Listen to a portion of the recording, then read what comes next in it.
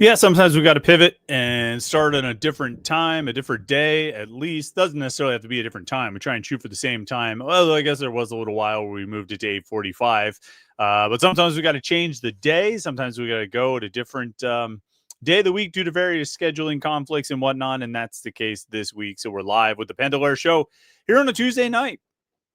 What's going on a Tuesday night? Does it feel different? It feels a little bit different, but we're also kind of into the first week of training camp, and it already sort of feels not necessarily like Groundhog Day, but once you get into the first week of training camp, or once you get into the second week of camp, it just kind of feels like one day after the other. You get into the routine. Thankfully, I have Jim kind of splitting the practices with me, so it's not just one of us going down to the south side every day. We can get some fresh eyes every couple of days. Jim's been doing great work down there so far this week. He covered it yesterday and today. I'll be down there Thursday and Friday, and we'll just keep humming along as Pitt moves through training camp 2025, and we got a lot to talk about on that front tonight.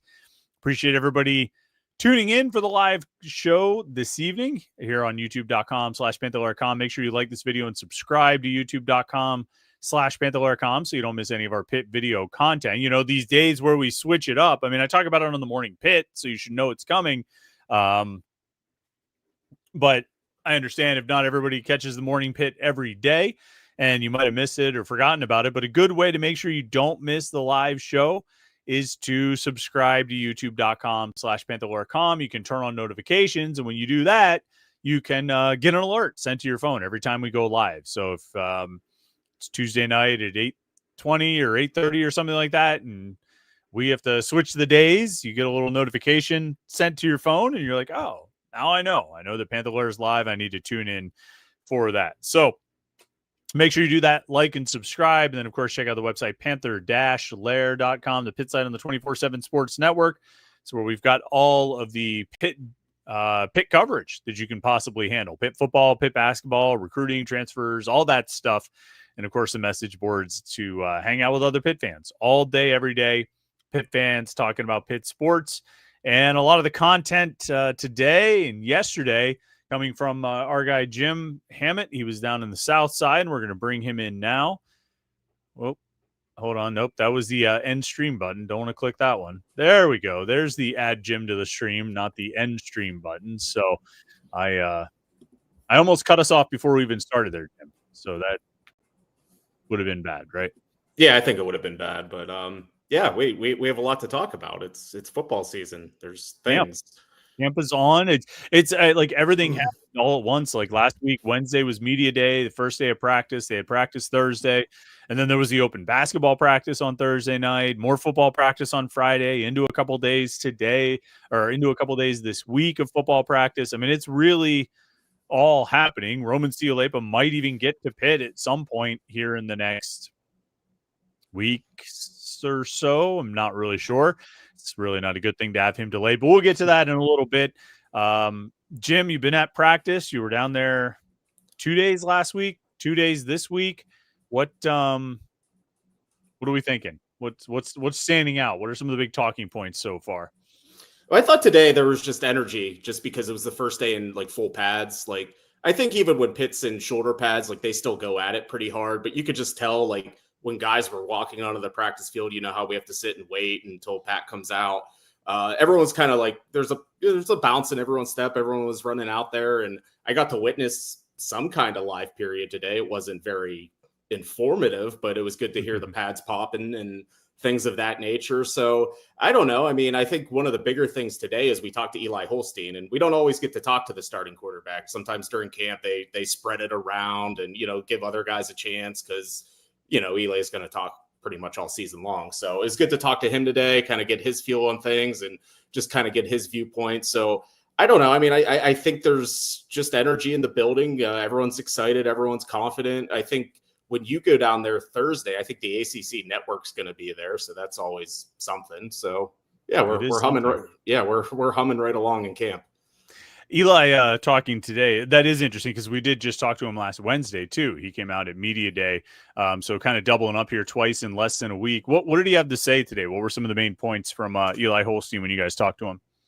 Well, when we talked to Pat Narduzzi on Monday, so there was a practice over the weekend that we were not not there for. So, I think one of the things that came out of that is the offense didn't commit any turnovers. They had 10 explosive plays. Zion Fowler was making all these great catches and things like that. So I just kind of wanted to ask Eli, like, what are you guys doing well? And, just what did you carry it over to these past 2 days to, he said they did. I mean, obviously we didn't see that, but it just seems like there's confidence with the offense. And I think that comes with continuity. I think that was one of our talking points all summer long. It's, second year quarterback, second year coordinator, a lot of playmakers back. I mean, there should be some confidence on that side of the ball. So we asked him, what do you like about the receivers? What's Zion Fowler doing? How do you feel about the line? And I thought one of the interesting things he said was he's staying upright more. It seems like he feels a little more comfortable in his protection. Pat Narduzzi doesn't have to blow the whistle as much. They're able to get some throws off. So I think offensive line's probably like the biggest position battle, like that left side of the offensive line. That's probably one of the more notable things in camp. So it's good. It's encouraging to hear that, especially because, Pitt's defense is relentless. Like they're going to blitz. Like they have good rushers. They have good linebackers. So if Eli Holstein's staying upright, then that's a good thing.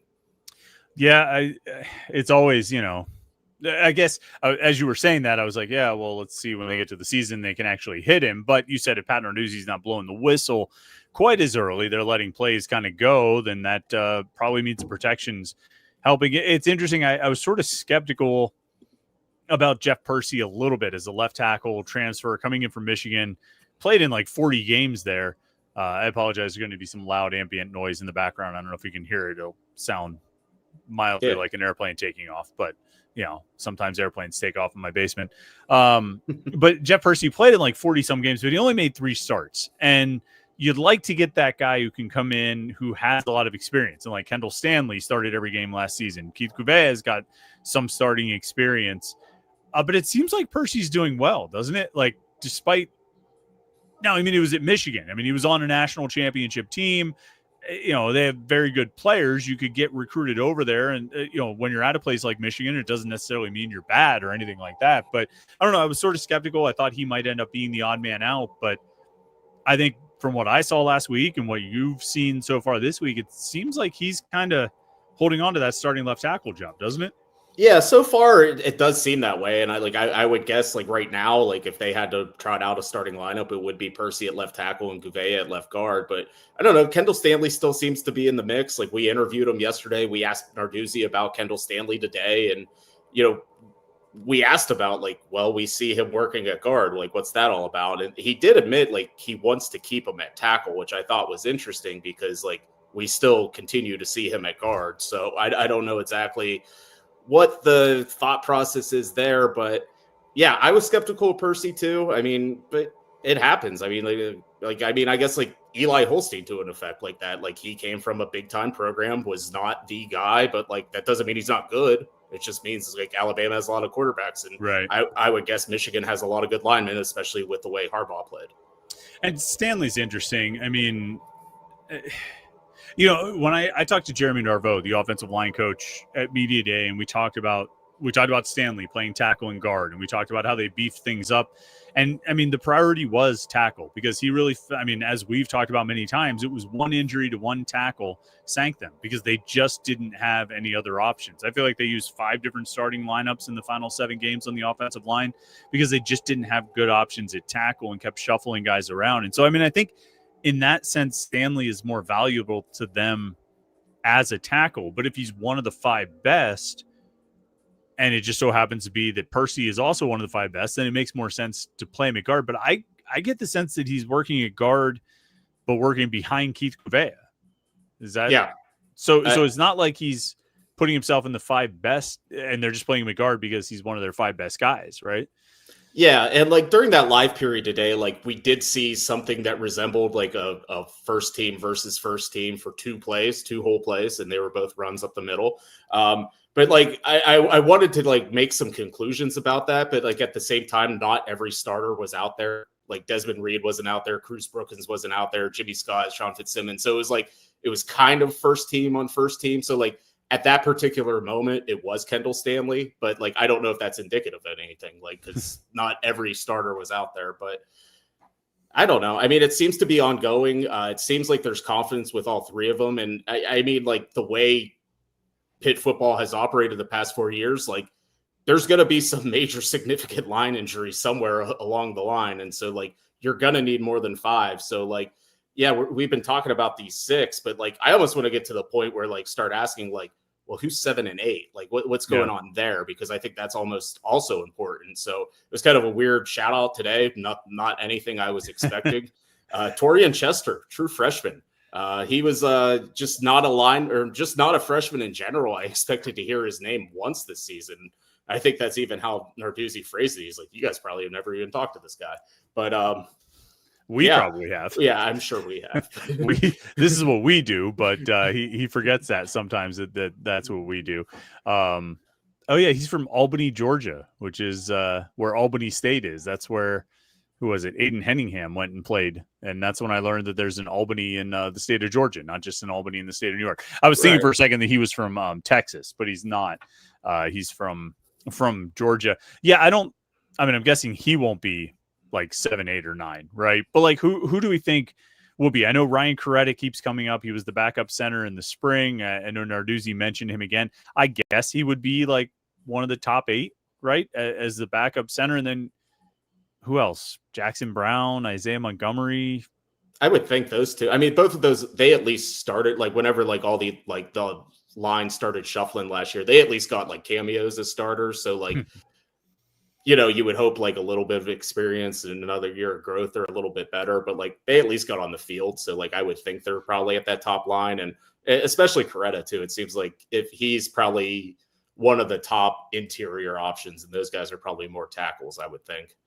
It's just funny when you said they got cameos. I thought of that like website where you can like buy a cameo from someone. Like total way to like skirt around NIL rules there. Like, like you can get a cameo from Arch Manning for $50,000. Like, oh, what's the price of the cameo from Eli Holstein? Oh, it's $16,000. Oh, okay. Here, will you wish happy birthday to my grandma for 20 grand? Man, I wonder if anybody's explored that. Yeah, I feel like when Cameo first came out, I don't think you could really pay the players. They couldn't even make money for their YouTube channels or something. But nowadays, you might as well. You could use it. Who's the which starter could they least afford to lose, you think, on the offensive line? I would say right now, Lyndon Cooper. There just seems to be a lot of confidence in him. And that's not to say like Keith Gouveia couldn't go in and play center and do a good job, but it just seems like he was a big part of like kind of them getting off to a good start last year. He had a really good season. They're already touting him as like an NFL draft prospect and things like that. So I think he's kind of the leader. He kind of knows where everyone's supposed to be. So it would be tough to lose him. I mean, I think everyone else, like they could probably try to make it work, squeeze it out, but it would be tough to lose the starting center. Yeah, I kind of go there too. He's got a year of experience. I think that's huge for the center to kind of know the offense and know what's going on. If you were to put in Ryan Coretta or somebody like that, it might be fine, but that's not an ideal situation. I kind of agree about that. Let's see here. There was a comment I wanted to highlight here.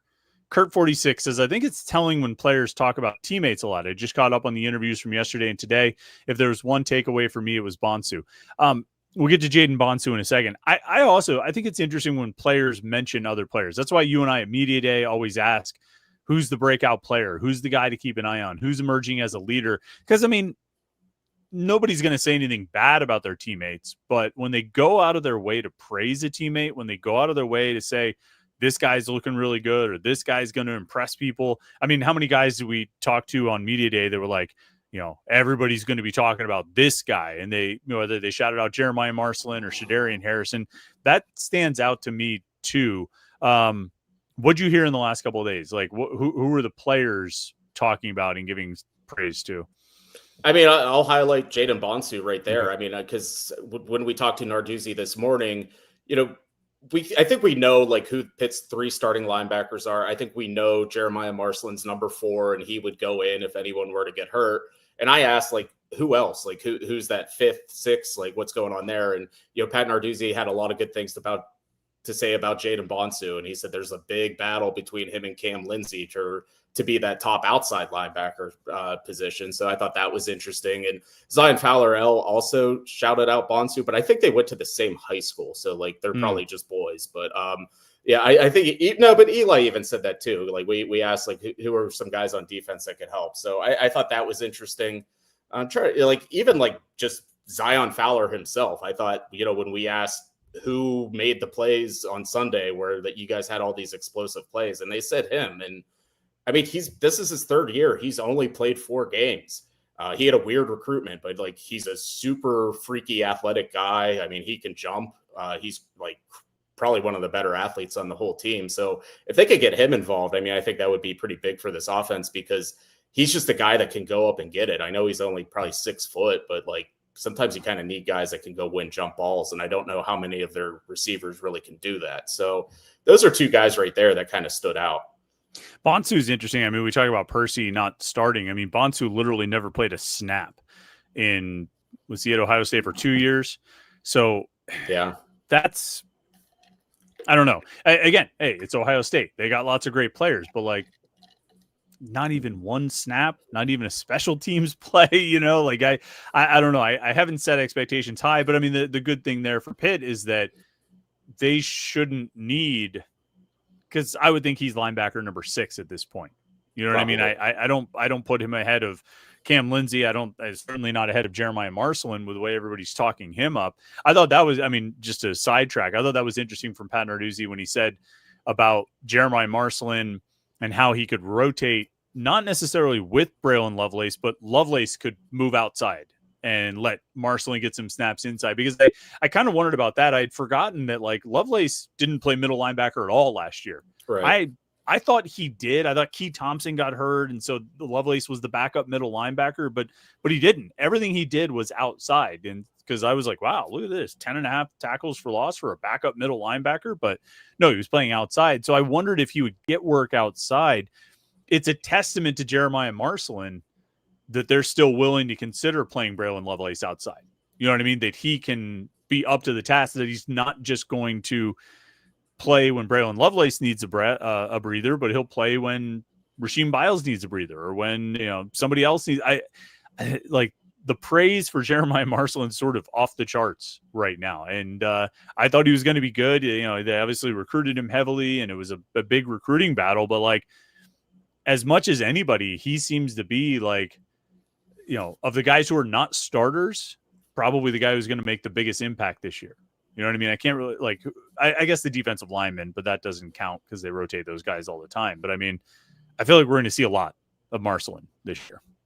Yeah, I do too. And it's been going since spring. Like there's been just a lot of hype around him. And I think Narduzzi said he's the next dude at linebacker today. So I thought that was some high praise. But I also think that speaks to like Braylon Lovelace and their confidence in him. I think he's gotten some Servassier Dennis comparisons, and Dennis could play all 3 spots. And I think they feel the same way about Lovelace. Like, I think he's just a cerebral player. Like he knows all 3 spots really well. And I think Ryan Manilek tries to train everyone, but like to actually go out and do it is a different thing, like on the field. And I think they have that respect for Lovelace.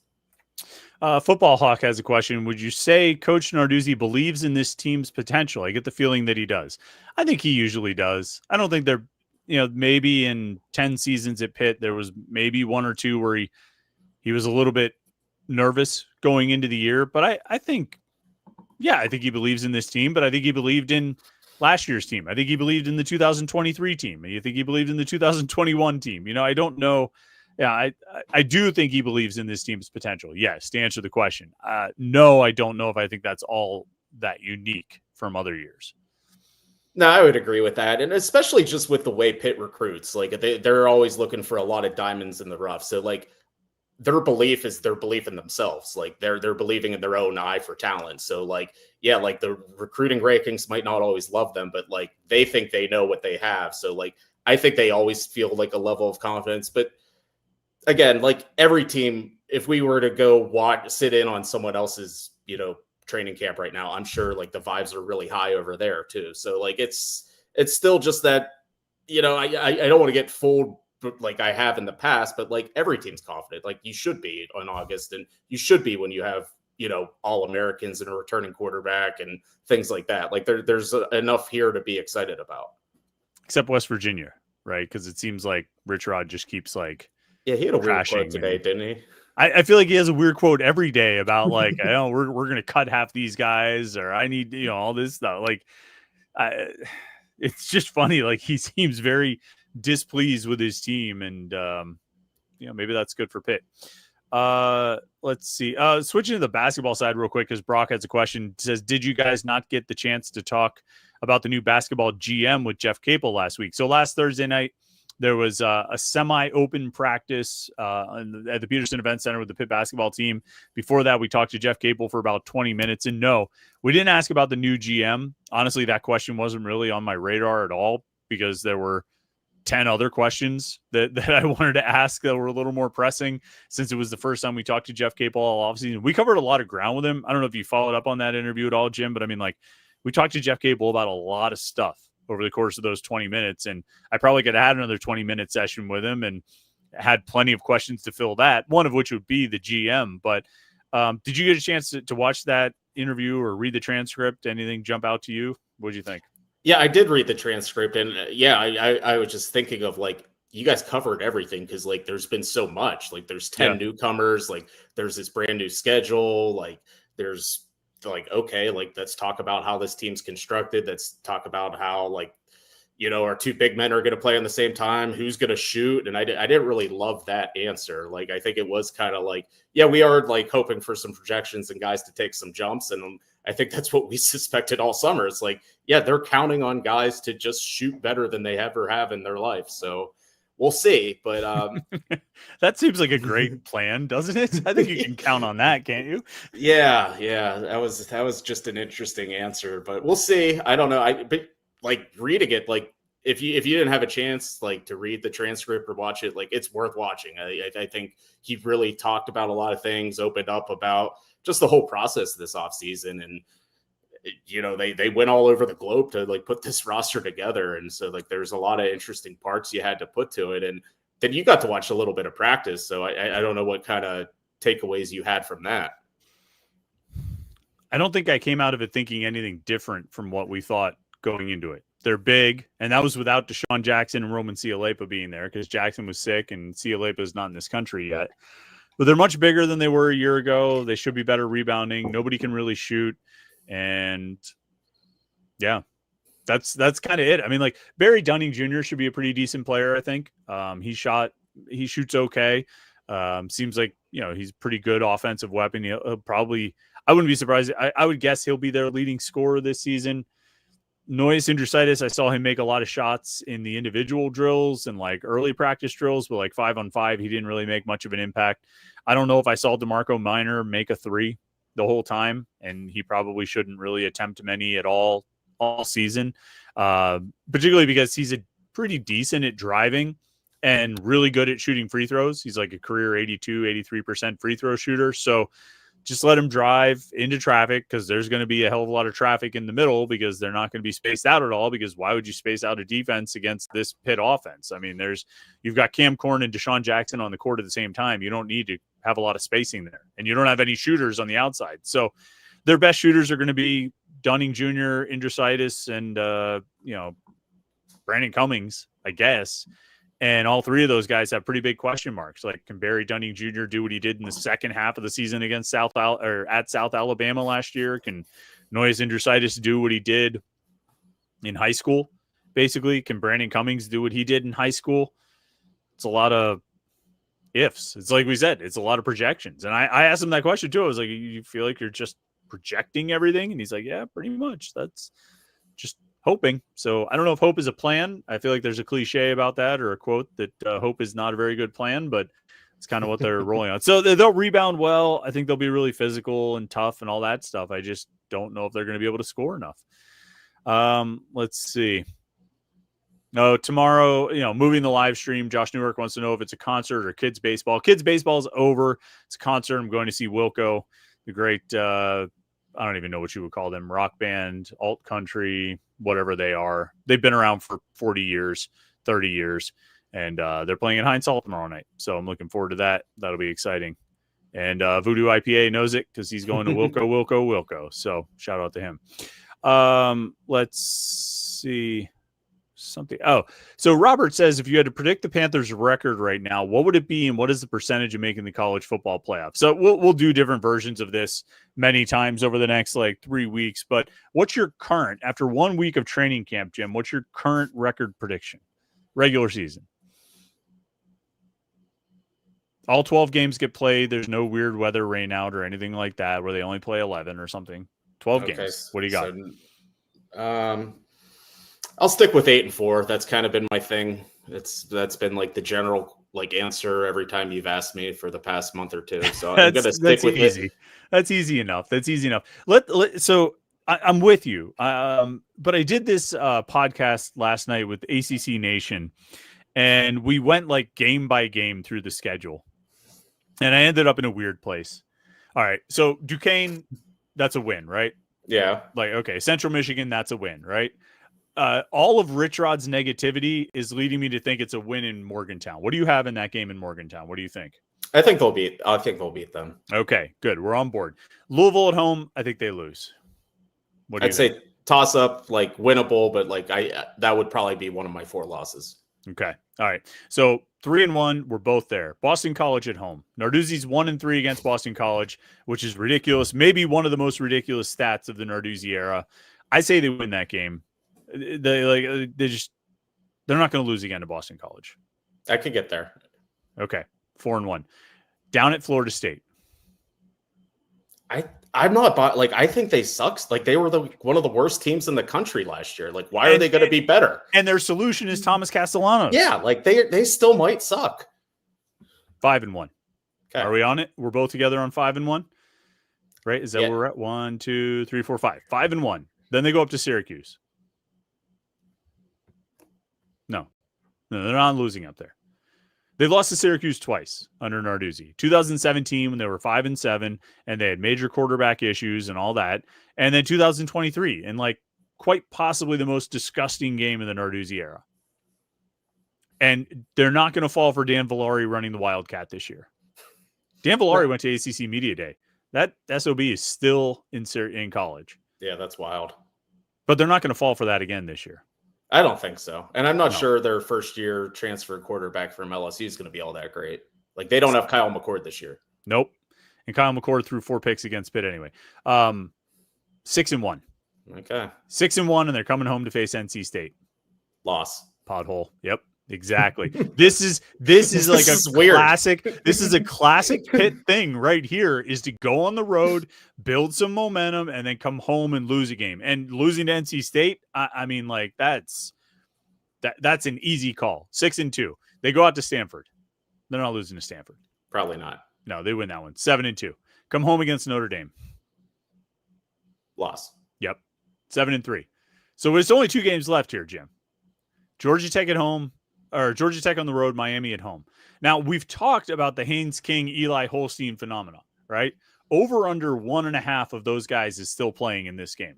Do we talk about this on the podcast, or do we just talk about it in our conversation, off air, about Haynes King and Eli Holstein and whether they'll both make it to the end of the season? I think the conversation was you, me, and Eli. We talked about it some other time too, and we didn't say to Eli, we don't know if you're going to be still playing at the end of the year.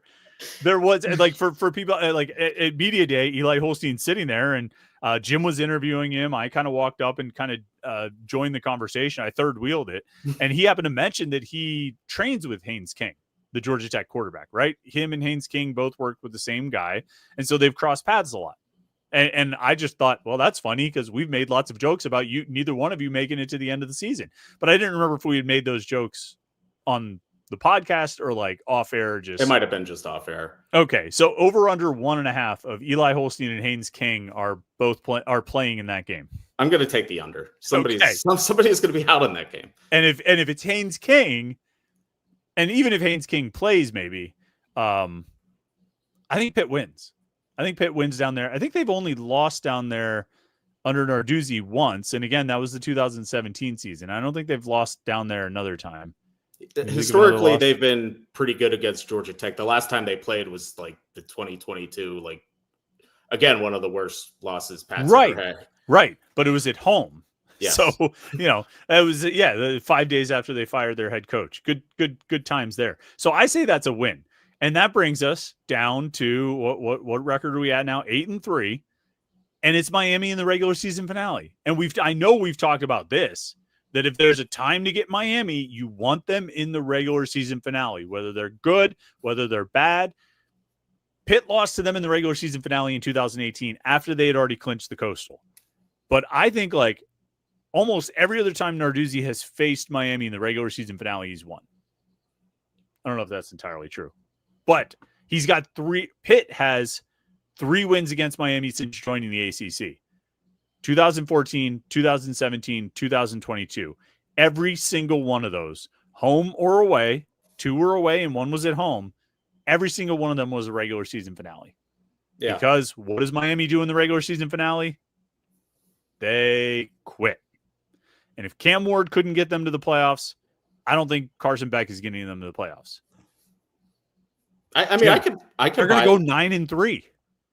See, this is good because, like you said, you were on a podcast last night. I'm doing like the second I hang up with you, I'm doing like a Pitt preview for a different podcast. So, like, oh, really? They're going to ask me this, and I'm going to be so prepared. I mean, we just went through it, right? We just went game by game, and like, and we even accounted for the Pitt, like, stepping on a rake, right? Yeah, with like the NC State is such an easy loss to predict. Obvious, especially because they'll go get a couple wins on the road. They'll build momentum. They'll come home. They'll have like 50,000 people there, and they will step on a rake. And when they lose to Notre Dame, what's that? Is it homecoming? Yeah, okay. It's like definitely a loss. And then, so yeah, that's a loss. Then they'll lose to Notre Dame, but it'll be a feel-good loss to Notre Dame where they play them tough. They're competitive, so they've got like a little bit of mojo when they beat Miami. And here's the other thing too. So they go 9-3, like we just described. They're going to be 6-2 in the ACC, so they're not going to go to Charlotte, right? So the playoff will be out. They'll go 9-3, and they'll get like a Sun Bowl or something like that, and have a legit chance to go 10-3. Hopefully Pop-Tarts. Yeah. Whatever it is. Cheez-It? Can they get the Cheez-It Bowl? I think that's probably some kind of food. Yeah. Does Tony the Tiger still sponsor the Sun Bowl? He might. That was 2022. They change a lot. The one year it was Brute, like the Cologne.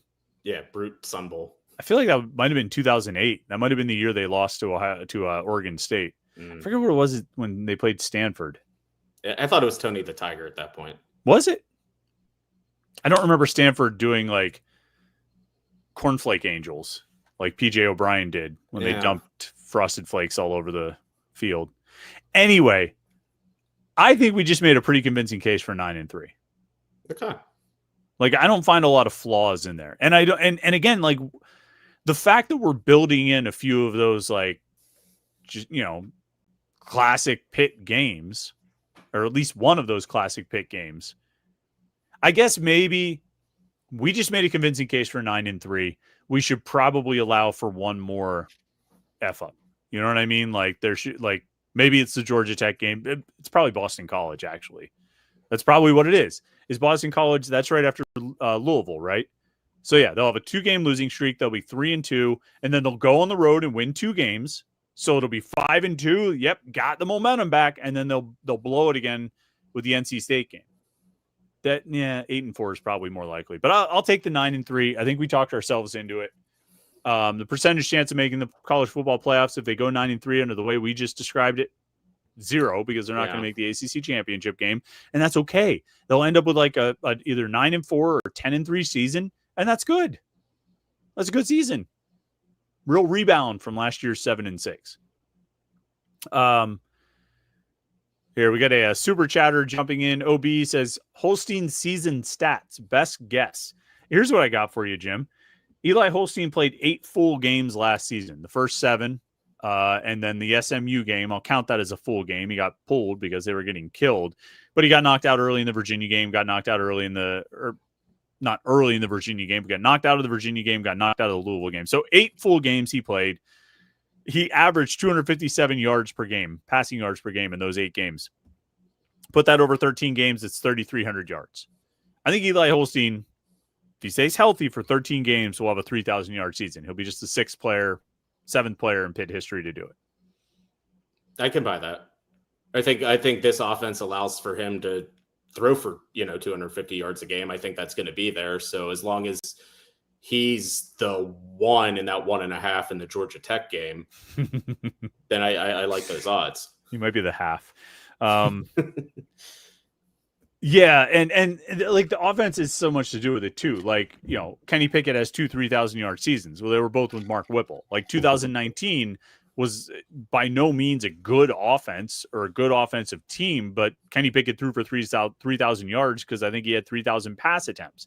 Like that was when Maurice French caught 96 passes because they just kept throwing it to him over and over and over again. So, I mean, you need to be in an offense that's prolific passing wise to get to 3,000 yards, and they'll have that this year. So I think he has 3,000 yards.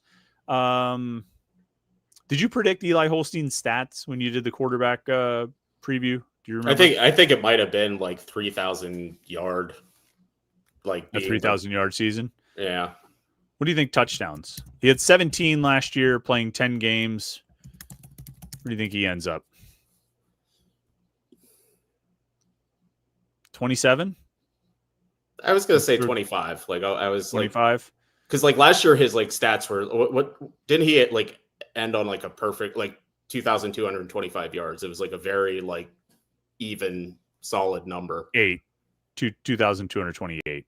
What? I thought it was 25. What's in the stats as of December 26, 2024? I've had issues with the stats all off season, in my opinion. I don't know if you have, but like I've found discrepancies. Like sometimes Kyle Lewis has 101 tackles, sometimes he has 105, sometimes it's 106. They got that resolved. It's 101. That one was resolved.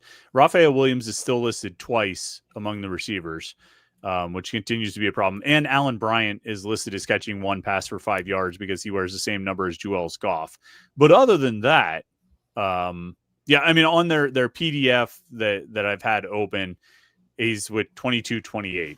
So what was the point you were making with 22-25 though?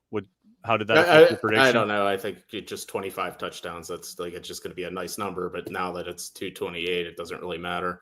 Yeah. Go for 28 touchdowns.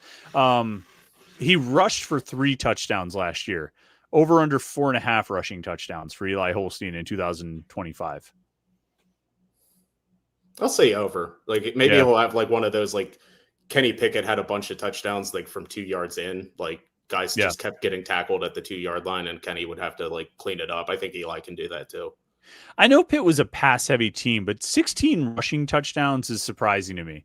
Des Reed only having 5, Eli had 3, Daniel Carter had 4, Julian Duggar and Chaden Wabuko had 1 each. Derek Davis rushed for 2.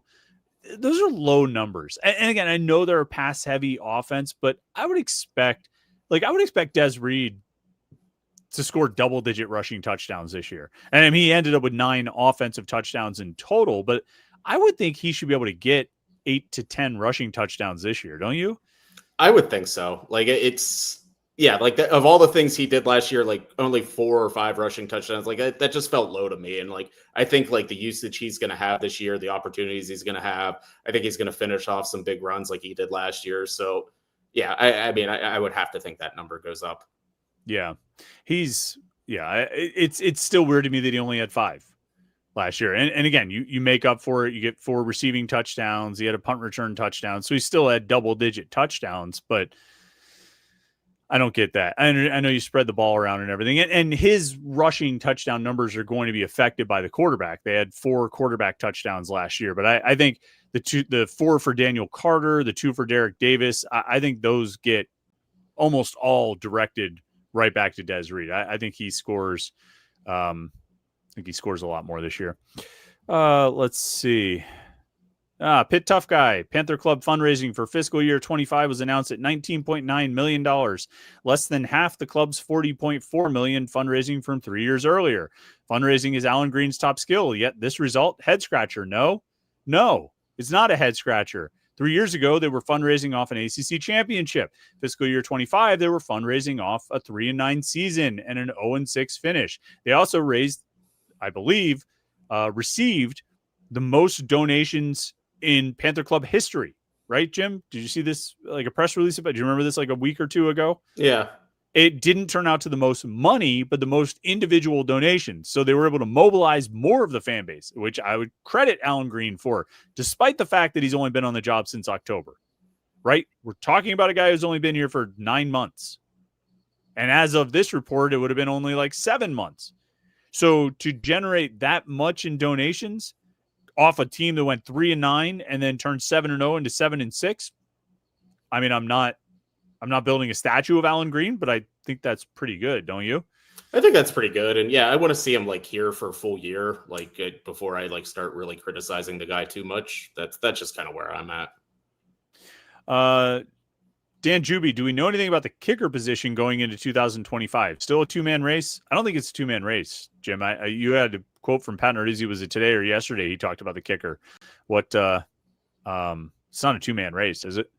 He said James London's ahead. He said Carpenter's doing a good job, and he shouted out Trey Bukowski. But like, it does seem like it's James London right now. And I think the one thing he said in that quote is, we normally do field goal kicking at the end of practice. Maybe we'll move it up to the beginning of practice so you guys can see it too. So yeah, it does seem like it's going to be James London.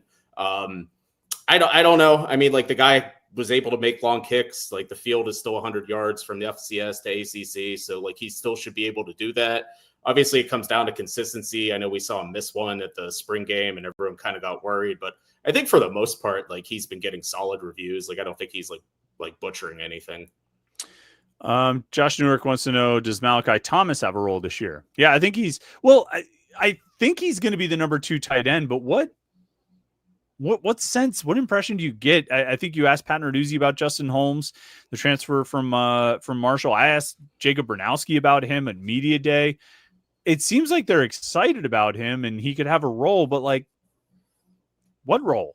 Like, Bernowski talked about him being a blocker and a pass catcher at his various stops over the last few years, Kent State and Marshall. But I mean, I think we all agree Jake Overman's the number 1 tight end, but how do Holmes and Thomas fit in here? Yeah, like I actually did a little feature on Justin Holmes today. It was on our front page, and it was just funny because, like, I think you and I both thought, and I think Pat Narduzzi thought, and a lot of people thought, this guy's a fullback. Like, Marshall had him listed at 6 foot, 240 pounds. He didn't have a catch last year. It just seemed like this is a blocking guy. Then, like, when the first day of practice last week, I looked out, I'm like, that's a tight end. That is not just some little fullback. So, like, I don't know. I think Marshall just like got his numbers wrong, or somebody typed something in wrong, because like, he looks like a normal tight end. So we got a chance to talk to him yesterday, and he kind of said, like, I'm going to be a blocker. Like, at Kent State, like, I just played normal tight end. And last year at Marshall, I didn't know what my role was going to be, but like, they had me blocking more. And like, I like that. I'm a physical guy. And he cited blocking for Des Reed this year. So they didn't have anyone like that quite fit what he did last year. So I'm kind of interested to see how Cade Bell incorporates him and like how he kind of fits into the mix. Are they actually really going to play 2 tight end sets, which it just doesn't seem like that's a Cade Bell thing, but we'll see. But it seems like he's going to be on the field. But I think Malachi Thomas is pretty good too. I like he's athletic. Like, he's like a big wide receiver. And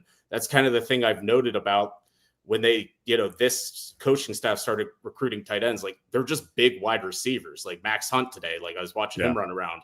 I think the kid they have committed right now, Wyatt Villarreal, like, he's just a big wide receiver that's going to be a tight end. So normally, and I think that's what Malachi Thomas is. So I think that's ideally what they want this position to be. I think there's a good chance, like, he's the starter next year. He probably is going to be the starter next year. So, like, I would think because of that, like, they're going to get him involved and incorporated. But I also think he's doing a good job, and I think there's some confidence in him too.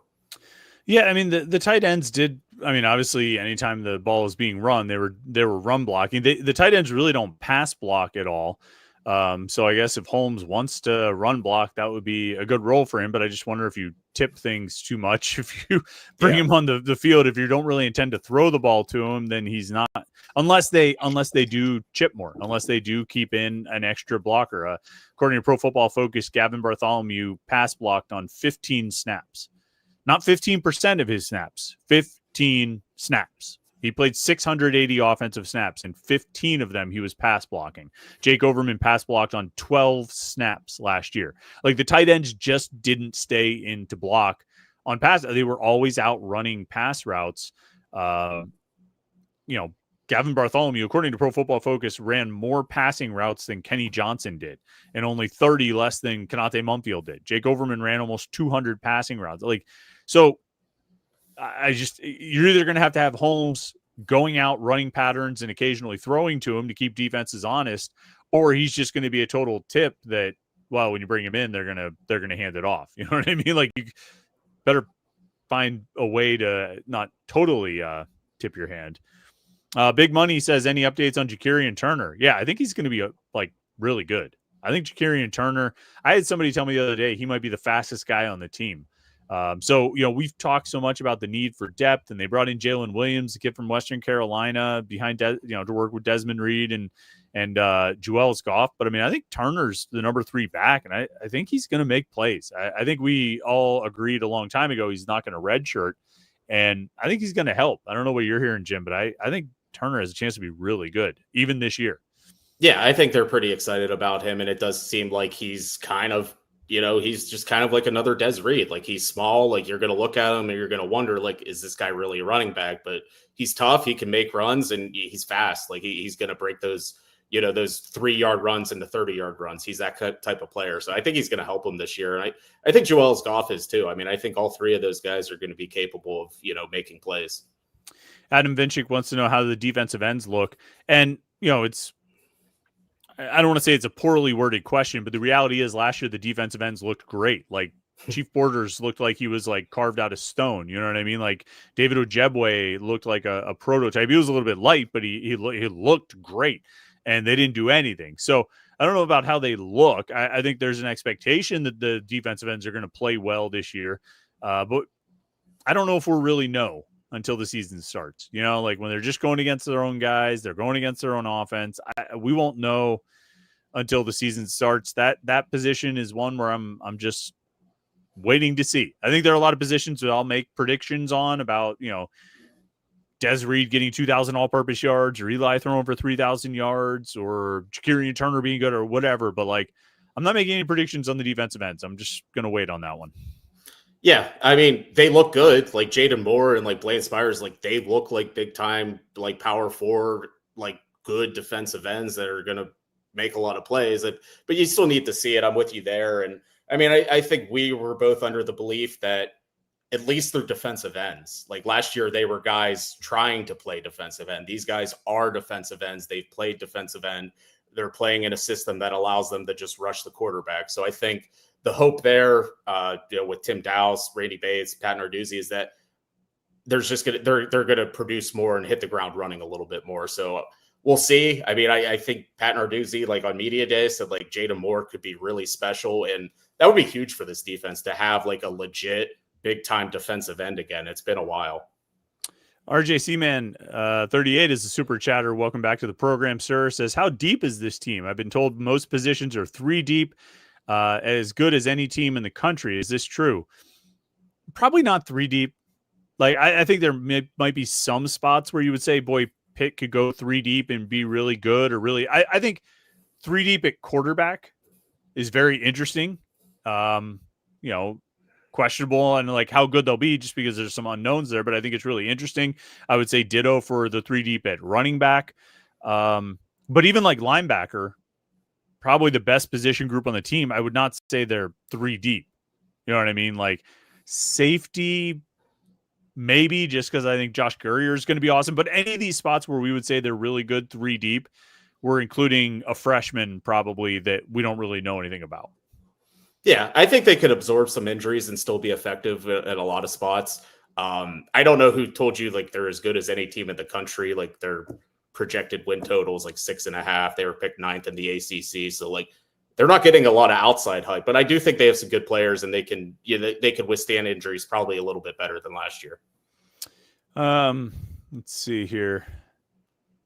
Joey Dealey says, I might be bullish, but I kind of like the Pitt basketball team. Obviously, I wish we had more shooting, but I don't know if we will be good, but we have a lot of young guys that can be good. Kind of. I mean, I don't know. I like Amari Witherspoon. I think he looks like he's going to be exciting and fun. Kieran Mullen looks like he might have a chance. Obviously, there's a lot of high hopes for Roman Cialepa, but it's hard to like think about like young guys. They'll be good down the road when college basketball in particular it's such a year-to-year sport. So what are they going to be this year? I don't know. It's a big question mark. Let's see. Paul Sebastian says, if everything comes up Pitt football, what's the ceiling for this season? I like G Money answered 10-2. I kind of agree. Like, I think we laid out a path to 9-3. I could very easily see how that could be 8-4, but to get it to be 10-2, they either need to avoid the pothole that is NC State or knock off Louisville or Notre Dame. And I don't know. So like I think 10-2 is probably the best case scenario, I would say.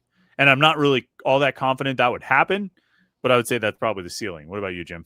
Yeah, like if they were to pull like an upset over Notre Dame or something like that, like they could probably get to 10-2. Like I don't think this team's built to go 12-0. Like I think there's going to be hiccups along the way. So if everything absolutely goes well, Eli Holstein plays a full season, Desmond Reed's good like the whole season, then 10-2. That seems right. Donovan Reed responded to our schedule breakdown, says, I think Pitt beats NC State. NC State almost lost to Western Carolina last year. And like, you're right. Like, by all sort of normal logic, you'd be like, yeah, Pitt should probably beat NC State. But like, there's just something about NC State. Like, Pitt has lost to NC State twice since joining the ACC. They lost in 2017 and 2020, a weird COVID game. Before that, they lost 2009 when Pitt went 10-3. They lost to NC State down there with Russell Wilson in a game where they were winning and should have won.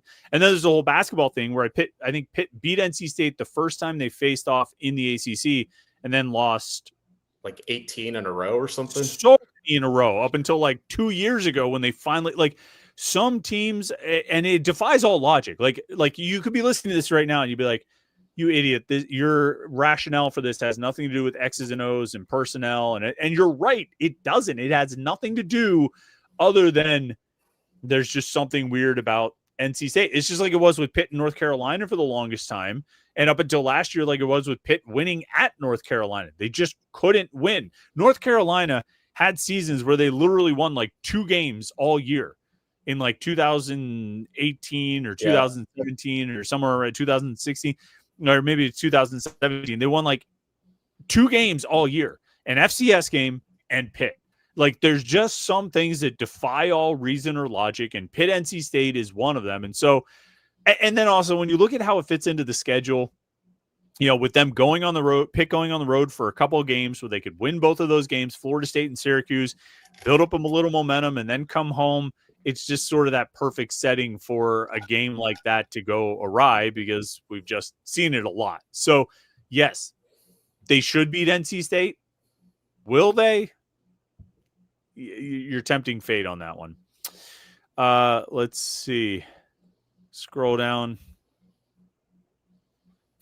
Anthony Durazio says, if they beat Notre Dame, the Georgia Tech game is penciled in as a loss. Yeah, like this is what we're talking about. Like that's the exact same sort of thing, except like I mean that the NC State game would be even worse. But like that's exactly what we're talking about. Michael Myers says, you guys going to have a record-breaking season, or Eli's going to have a record-breaking season. I think he's going to turn out to be one of the best quarterbacks Pitt's ever had, even better than Kenny Pickett.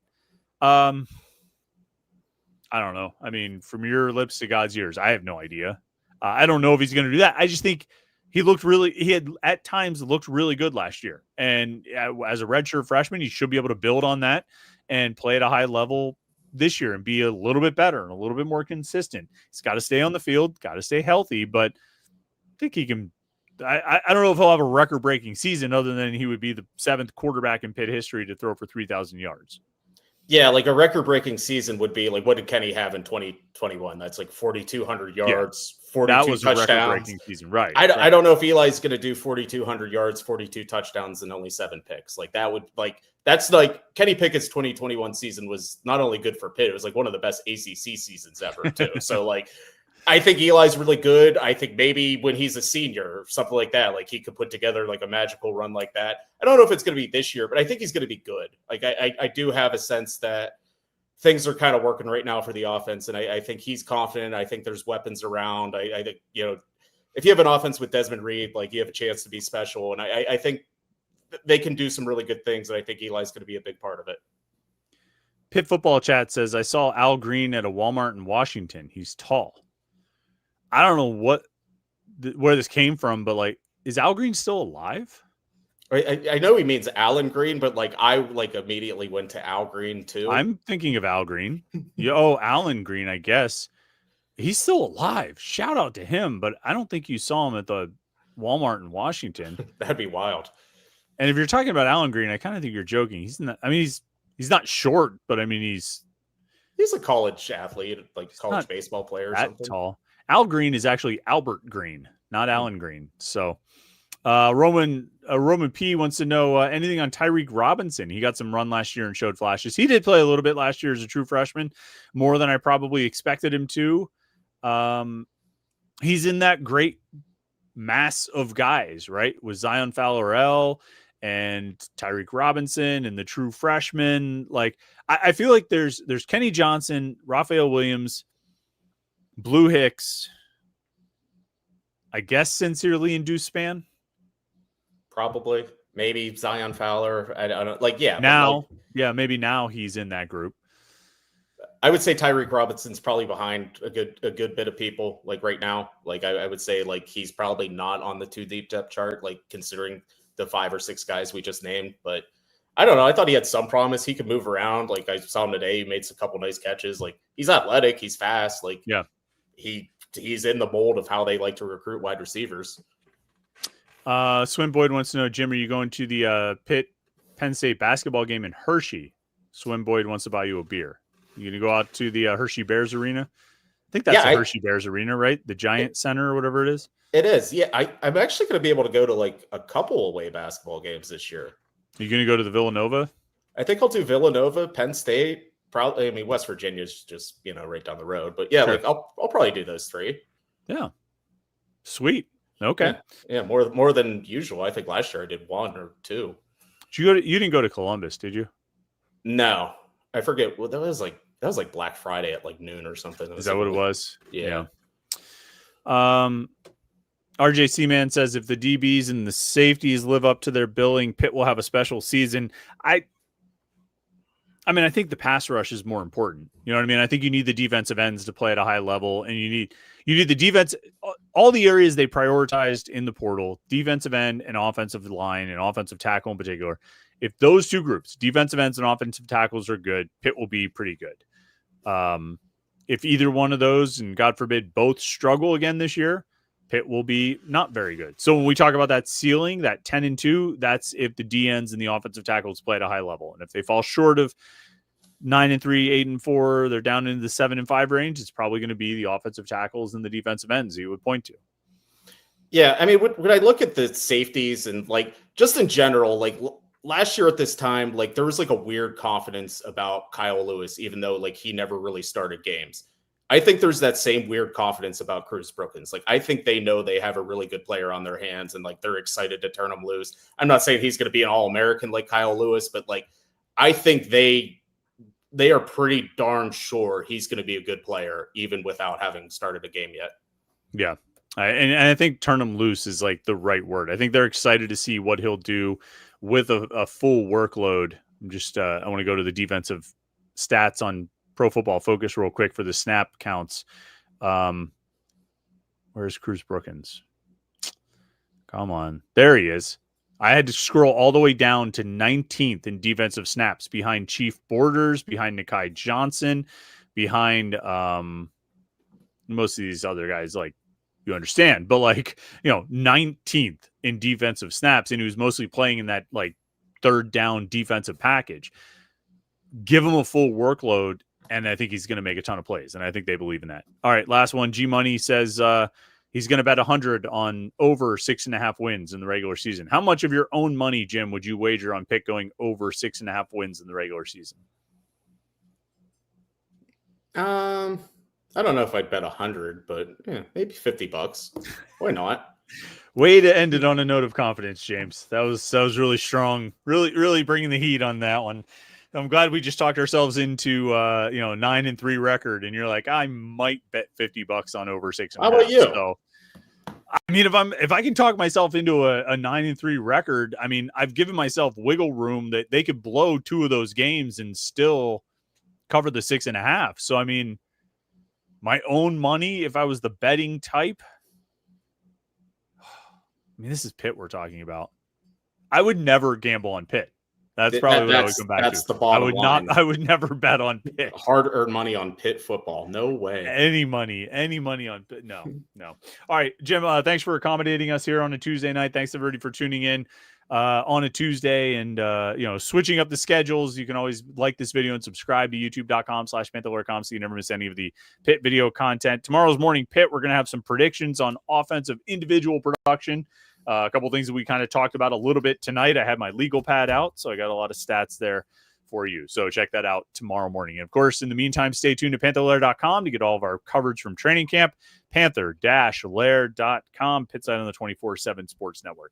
All right. Thanks so much for tuning in tonight. Have a good rest of your Tuesday night. We'll catch up with you tomorrow for the morning Pit right here on youtube.com/Panther-Lair.com.